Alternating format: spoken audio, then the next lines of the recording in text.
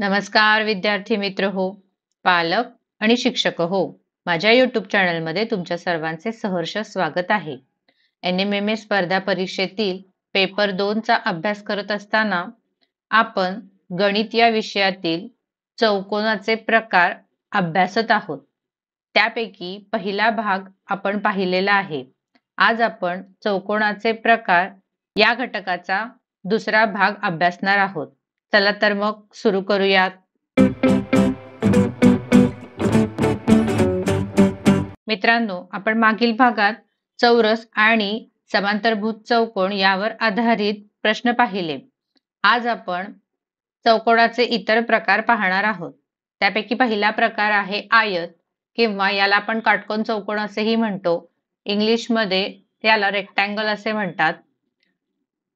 आयताच्या सम्मुख बाजू या एकरूप असतात, म्हणजे PQ एकरूप बाजू SR तसेच QR एकरूप बाजू PS. आयताचे सर्व कोन काटकोन असतात, म्हणजे कोन P, कोन Q, कोन R आणि कोन S हे चारही कोन 90 अंशाचे असणार आहेत. कर्ण एकरूप असून ते परस्परांना दुभागतात. नेहमी लक्षात ठेवा, आयताचे कर्ण हे एकरूप असतात, म्हणजे QS आणि PR हे दोन्ही समान लांबीचे असणार आहेत आणि ते एकमेकांना दुभागतात, परस्परांना दुभागतात. म्हणजे जर आपण इथे O बिंदू घेतला तर या सगळे जे रेषाखंड तयार होतील ते सगळे काय असणार आहेत? एकरूप असणार आहेत. मित्रांनो, आयताचा कर्ण हा पूर्ण आयताला दोन भागामध्ये विभागतो. म्हणजे जर कर्ण PR घेतला तर आयताचे दोन समान भाग होणार आहेत, किंवा कर्ण SQ घेतला तर आयताचे दोन समान भाग होतील. चौकोनाचा पुढचा प्रकार पाहू. समभुज चौकोन, याला इंग्लिशमध्ये रोम्बस असे सुद्धा म्हणतात. समभुज चौकोनामध्ये सर्व बाजू ह्या एकरूप असतात, म्हणजे AB एकरूप बाजू AD, एकरूप बाजू CD आणि एकरूप बाजू BC. सम्मुख कोन सुद्धा एकरूप असतात, म्हणजे कोन A हा एकरूप कोन C असणार आहे, तसेच कोन D हा एकरूप कोन B असणार आहे. त्याचप्रमाणे कर्ण परस्परांना काटकोनामध्ये दुभागतात, म्हणजेच कर्ण AC आणि कर्ण BD हे एकमेकांना, इथे जर आपण बिंदू घेतला S, तर या S बिंदूमध्ये इथे सगळीकडे काटकोन तयार होणार आहे, म्हणजे ASB हा कोन काटकोन होईल. तसंच BSC हा सुद्धा काटकोन होईल, DSC हा सुद्धा काटकोन होईल आणि ASD हा सुद्धा काटकोन होईल. आणि त्या कर्णाचे दुभागतात, म्हणजे जर आपण S बिंदूमध्ये तर DS ही समान बाजू असणार आहे तुमची SB, तसेच AS हा रेषाखंड समान असणार आहे तुमचा SC. मित्रांनो, समभुज चौकोनाचे कर्ण सम्मुख कोन सुद्धा दुभागतात. म्हणजेच जर आपण कर्ण AC घेतला तर BAD हा जो कोन आहे तो दोन भागामध्ये विभागला जाईल, त्याचे दोन समान भाग होतील. तसेच इथे सुद्धा दोन त्याचे समान भाग होतील. जर कर्ण BD घेतला तर या कर्णामुळे D या कोनाचे दोन समान भागात विभाजन होईल आणि इथे सुद्धा कोन B चे दोन समान भाग होतील. मित्रांनो, आता पाहूया चौकोनाचा पुढचा प्रकार, समलंब चौकोन. समलंब चौकोन म्हणजे ट्रॅपेझियम. या चौकोनामध्ये सम्मुख बाजूंची एक जोडी समांतर असते. दिलेल्या चौकोनात XW समांतर बाजू YZ आहे, म्हणजे ह्या दोन ज्या बाजू आहेत त्या एकमेकींना समांतर आहेत. समांतर बाजूंच्या अंतबिंदूचे कोन हे परस्परांना पूरक असतात. मित्रांनो, ह्या दोन बाजू एकमेकींना समांतर आहेत, यामुळे जर आपण ही XY ही जर छेदिका घेतली तर हे जे आहेत हे अंतरकोन होणार आहेत आणि ह्याची बेरीज तुमची 180 येणार आहे. म्हणजे कोन X अधिक कोन Y जर घेतलं तर त्यांची बेरीज तुमची 180 येणार आहेत. तसंच कोन W अधिक कोन Z घेतलं तर त्याची सुद्धा बेरीज 180 येणार आहे. कारण समांतर बाजूंना जर ही छेदिका घेतली तर हे दोन अंतरकोन होतात. समलंब चौकोनाचा आणखीन एक प्रकार होतो तो म्हणजे सबद्विभुज समलंब चौकोन. त्याला आयसोस्केल ट्रॅपेझॉइड सुद्धा म्हटलं जातं. यामध्ये सम्मुख बाजूंची एक जोडी समांतर असते. इथे दिलेल्या आकृतीमध्ये बाजू LO समांतर बाजू MN आहे. म्हणजे ह्या दोन आहेत ह्या समांतर आहेत आणि उर्वरित ज्या दोन बाजू राहिलेल्या आहेत म्हणजे LM आणि ON ह्या बाजू एकरूप आहेत. म्हणजे ह्या दोन्ही सुद्धा समान असणार आहेत. LO आणि MN ही समांतर बाजूंची जोडी आहे तर LM आणि ON ह्या एकरूप बाजूंची एक जोडी असते. अशा समद्विभुज समलंब चौकोनामध्ये कर्ण हे नेहमी एकरूप असतात. म्हणजे कर्ण LN एकरूप कर्ण OM होणार आहे. समांतर बाजूंच्या टोकालगतचे कोन सुद्धा एकरूप असतात. म्हणजे जर आपण हा कोन घेतला कोन L हा एकरूप कोन O होणार आहे. तसेच कोन M हा एकरूप कोन N होणार आहे. मित्रांनो, पुढचा चौकोनाचा प्रकार म्हणजे पतंग. याला पतंगाकृती चौकोन आणि इंग्लिशमध्ये काईट सुद्धा म्हणतात. पतंगाकृती चौकोनामध्ये लगतच्या बाजूंच्या दोन जोड्या ह्या एकरूप असतात. दिलेल्या चौकोनात EF एकरूप बाजू EH आहे. या दोन लगतच्या बाजू आहेत आणि ह्या दोन एकरूप आहेत. त्याचप्रमाणे EG एकरूप बाजू HG आहे. ह्या दोन लगतच्या बाजूंची एक जोडी आणि वरच्या दोन लगतच्या बाजूंची एक जोडी अशा दोन जोड्या एकरूप असतात. सम्मुख कोनांच्या एक जोडी एकरूप असते. म्हणजे कोन F एकरूप कोन H आहे. दिलेल्या आकृतीमध्ये कर्ण परस्परांना लंब असतात. म्हणजे इथे सगळीकडे काटकोन तयार होतो. कर्णाच्या इथे एकरूप बाजूंचे छेदन बिंदू जोडणारा जो कर्ण आहे तो दुसऱ्या कर्णाला काटकोनात दुभागतो. जर आपण एकरूप बाजू घेतल्या तर ही जी आहे EG आणि HG ह्या एकरूप आहे. त्याचा छेदनबिंदू हा जो G आहे आणि वरच्या दोन एकरूप बाजू आहेत EF आणि EH त्याचा छेदनबिंदू आहे H. यांना जोडणारा जो कर्ण आहे तो दुसऱ्या कर्णाला काटकोनात दुभागतो. म्हणजे हा जर आपण कर्ण घेतला HG तर याचे दोन समान भाग होणार आहेत तुमचे आणि इथे काटकोन तयार होणार आहे. मित्रांनो, चौकोनाचे सगळे गुणधर्म जर तुम्हाला माहित असतील तर यावर आधारित प्रश्न तुम्ही सहज सोडवू शकतात. यासाठी आकृतीमध्ये योग्य चिन्हे देऊन त्याचे गुणधर्म लक्षात ठेवा. आता या प्रकारांवर आधारित प्रश्न आपण पाहू. मित्रांनो, तुम्हाला प्रश्न विचारला गेला आहे की आयताच्या कर्णाची लांबी 10 सेमी आहे व एका बाजूची लांबी 6 सेमी आहे तर आयताची परिमिती किती? मित्रांनो, तुम्हाला जरी परीक्षेला आकृती दिली नसली तर एक रफ फिगर तुम्ही काढू शकताय. यामध्ये तुम्हाला एक आयत आणि कर्ण दिलेला आहे. बघा, कर्णाची लांबी आहे तुमची 10 सेमी आणि एका बाजूची लांबी 6 सेमी आहे. आता परिमिती विचारले तर परिमितीसाठी तुम्हाला सगळ्या बाजूंची बेरीज करावी लागणार आहे आणि तुम्हाला ही बाजू त्यासाठी पाहिजे. कारण आयताच्या सम्मुख बाजू म्हणजे जर ही 6 असेल तर ही पण 6च असणार आहे आणि ही जर काढली तर बाजू तर तिच्या समोरची बाजू सुद्धा काय असणार आहे? एकरूप असणार आहे. त्यासाठी आपल्याला सम्मुख बाजू अगोदर काढाव्या लागतील. मित्रांनो, तुम्हाला माहितच आहे की आयताचे सगळे कोन हे काटकोन असतात. म्हणजे इथे जर आपण काटकोन घेतला आणि इथे एखादा कोन घेतला ABC,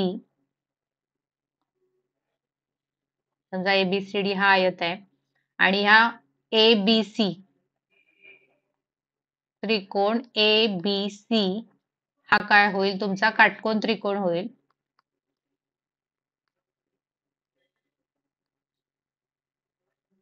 आणि या काटकोन त्रिकोणामध्ये कोन बी हा तुमचा 90 अंशाचा असणार आहे. आता या ठिकाणी तुम्ही पायथागोरसचं प्रमेय वापरू शकता. पायथागोरसच्या प्रमेयानुसार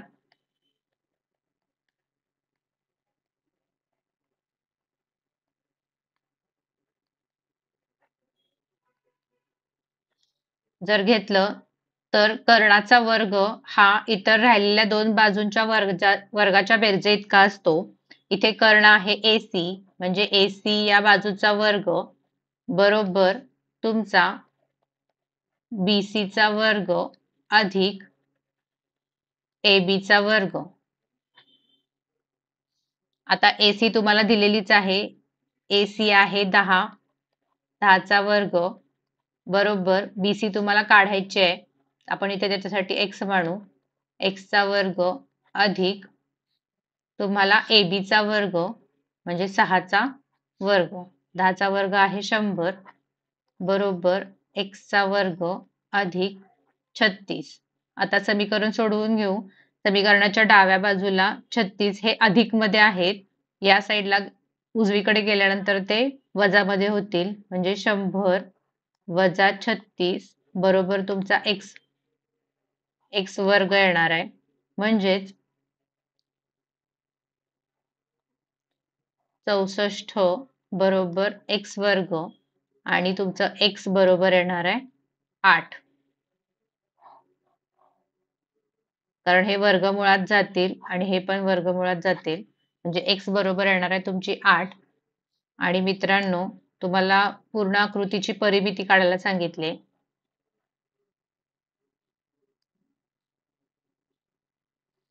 तुम्हाला आता BC समजलेलीच आहे. आपली BC बरोबर किती आले?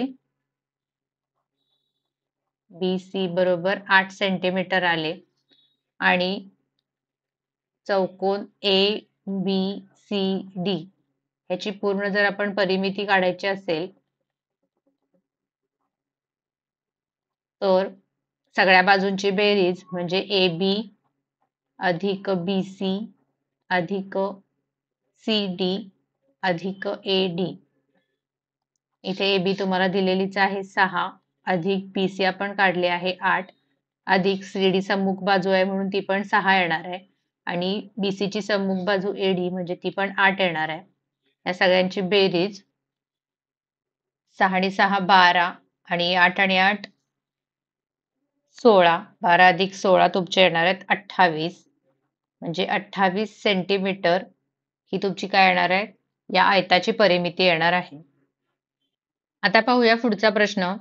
एका समभुज चौकोनाची बाजू 5 सेमी आहे व एक कर्ण 6 सेमी आहे तर दुसऱ्या कर्णाची लांबी किती? असा प्रश्न विचारलेला आहे. समभुज चौकोनाची एक रफ फिगर आपण काढून घेऊ. यामध्ये त्यांनी एक बाजू दिलेली आहे 5 सेमी आणि एक कर्ण दिलेला आहे तो 6 सेमी आहे आणि दुसऱ्या कर्णाची लांबी तुम्हाला काढायची आहे. समभुज चौकोनाच्या सगळ्या बाजू समान असतात म्हणजे समजा ही 5 सेमी असेल तर सगळ्यात समान असणार आहेत. ही पण 5, ही पण 5, ही पण 5 असणार आहे. तसेच एक कर्ण त्यांनी दिलेला आहे 6 सेंटीमीटरचा म्हणजे जर आपण हा कर्ण घेतला, नाव देऊया आपण इथे P, Q, R आणि S आणि जर SQ हा कर्ण आपण 6 सेंटीमीटर घेतला तर तुम्हाला मित्रांनो माहिती आहे की समभुज चौकोनाचे जे कर्ण असतात ते एकमेकांना काटकोनात दुभागतात. म्हणजे जर QS कर्ण QS बरोबर 6 सेंटीमीटर असेल तर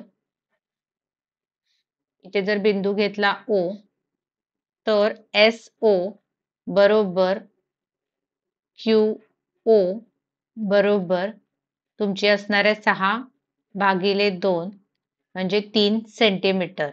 लक्षात येते का बघा? समभुज चौकोनाचे कर्ण जे असतात ते एकमेकांना काटकोनात दुभागतात. आपल्याला दुसऱ्या कर्णाची लांबी काढायची आहे.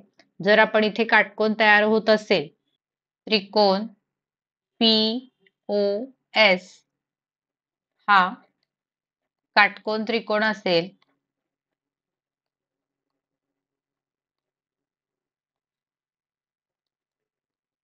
पायथागोरसचं इथे प्रमेय वापरून आपल्याला दुसऱ्या कर्णाची लांबी काढायची आहे.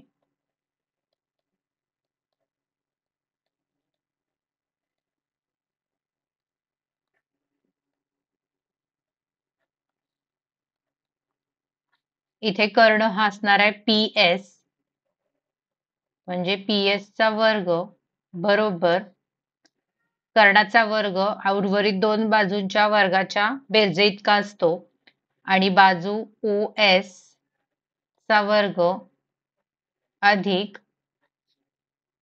हा कर्णवर्ग झाला, ही एक बाजू झाली आणि PO चा वर्ग. लक्षात येते काय बघा, हा कर्ण झाला आणि ह्या उर्वरित दोन बाजू झाल्या. कर्णवर्ग बरोबर दोन बाजूंच्या वर्गांची बेरीज. PS आपल्याला दिलेलाच आहे. कर्ण जी समभुज चौकोनाची बाजू आहे ती काय आहे 5 आहे. म्हणजे PS बरोबर 5, 5 चा वर्ग बरोबर OS आपल्याला माहित आहे कर्ण दुभागला जातो म्हणून ती येणार आहे 3 आणि आपल्याला OP काढायची आहे. 5 चा वर्ग आहे 25 बरोबर 3 चा वर्ग आहे 9 अधिक PO चा वर्ग. 25 वजा 9 केले. समीकरणाच्या डाव्या बाजूला बेरजेमध्ये आहे तिकडे आलं तर वजा होणार बरोबर OPO चा वर्ग म्हणजे 16 बरोबर PO चा वर्ग. आता वर्ग आपल्याला नको आहे म्हणजे PO बरोबर 16 वर्गमुळात बरोबर तुमचे 4 येणार आहेत. याचाच अर्थ तुमचं PO बरोबर 4 सेंटीमीटर आहे. ती लक्षात येते का बघा, ही जर तुमची 4 सेंटीमीटर आली तर कर्ण PR बरोबर PO अधिक OR आणि समभुज चौकोनाचे कर्ण एकमेकांना काटकोनात दुभागतात. म्हणजे जर ही 4 असेल तर तुमची OR सुद्धा काय असणार आहे 4 असणार आहे. म्हणजे कर्ण PR बरोबर तुमचं येणार आहे 8 सेंटीमीटर. अशा प्रकारे मित्रांनो समभुज चौकोनाचे गुणधर्म लक्षात घेतलेत तर हे गणित तुम्ही सहज सोडवू शकता. जर तुम्हाला पायथागोरसची त्रिकुटे पाठ असतील तर हे प्रमेय वापरण्याची सुद्धा गरज नाही. जर त्रिकूट तुम्हाला माहित असेल 5, 4, 3 हे पायथागोरसचं त्रिकूट आहे. ट्रिपलेट सुद्धा म्हणतात. याचा वापर करून तुम्ही सहज हा प्रश्न पटकन सोडवू शकता. मित्रांनो प्रश्न विचारला गेला आहे की एका चौकोनाच्या 4 क्रमगत कोणांच्या मापांचे प्रमाण 2:4, 4:6, 6:8 असे आहे तर तो चौकोन कोणता? तुम्हाला चौकोनाचा प्रकार ओळखायचा आहे. चौकोनाचे जर गुणधर्म माहित असतील तर तुम्ही हे सहज ओळखू शकता. सगळ्यात पहिल्यांदा आपण चौकोनाच्या कोणांची मापे काढू. बघा चौकोनाच्या सर्व कोणांची मापांची बेरीज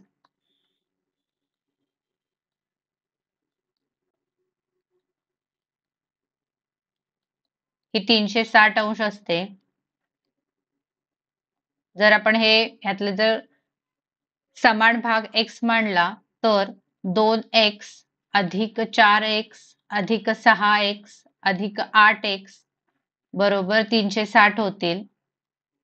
जर या सगळ्यांची बेरीज केली तर 20x येतील. 20x बरोबर 360 अंश आणि x बरोबर 360 भागिले 20 म्हणजे x बरोबर तुमचे येणार आहेत 18. आणि जर कोणांची मापे आपण जर काढायची म्हटलं तर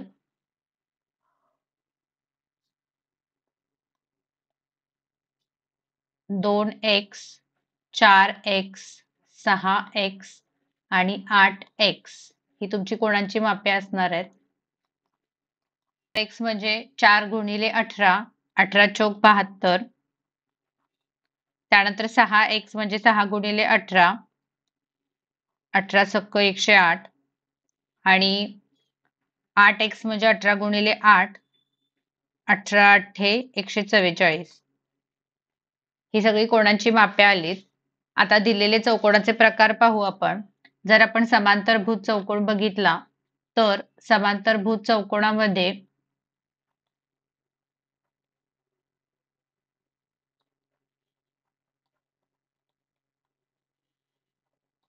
सममुख कोन हे एकरूप असतात.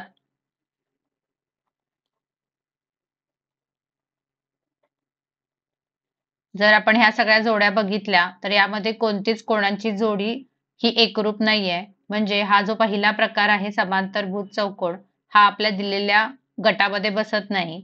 त्यानंतर पतंग, पतंगामध्ये सुद्धा सम्मुख कोणाची एक जोडी ही एकरूप असते. एक जोडी एकरूप असते.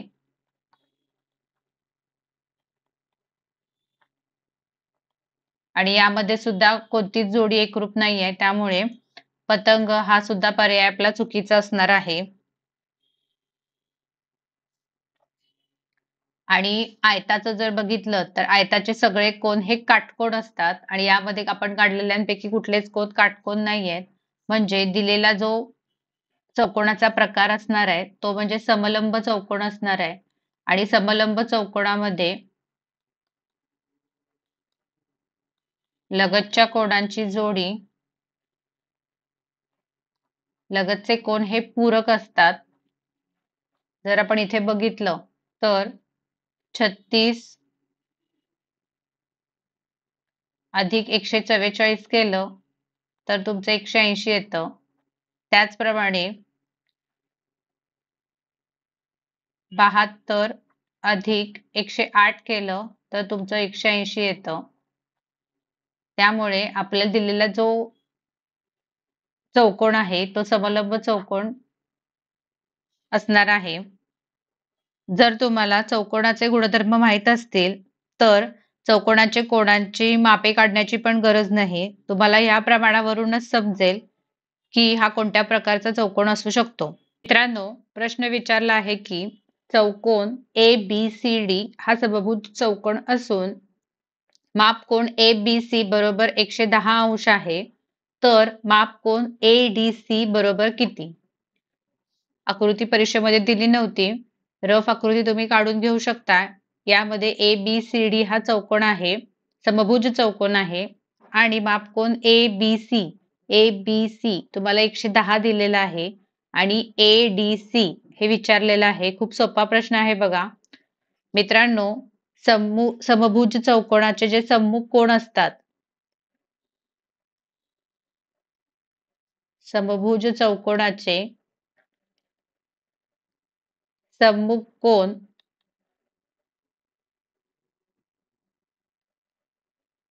हे एकरूप असतात. आणि जर आकृतीमध्ये तुम्ही बघितलं तर विचारलेलं जे मापकोन आहे तर ABC, कोन ABC बरोबर कोन ADC असणार आहेत. आपल्या वरील दिलेल्या वाक्यावरून या म्हणजे बघा ABC चा सम्मुख कोन ADC आहे. म्हणजे जर मापकोन ABC तुमचं 110 अंश असेल तर मापकोन ADC बरोबर सुद्धा 110 अंश असणार आहे. समभुज चौकोनाचा जर तुम्हाला गुणधर्म माहित असतील तर हा प्रश्न तुम्ही अगदी सहज सोडवू शकता. मित्रांनो, परीक्षेला चौकोनाच्या गुणधर्मावर आधारित प्रश्न विचारले जातात. त्यामुळे चौकोनाचे गुणधर्म आकृती सहित लक्षात ठेवा. म्हणजे तुम्ही त्यावर आधारित प्रश्न सहज सोडवू शकता. व्हिडिओ आवडल्यास नक्की लाईक, शेअर आणि सबस्क्राईब करा. भेटूया पुढच्या व्हिडिओत. थँक्यू.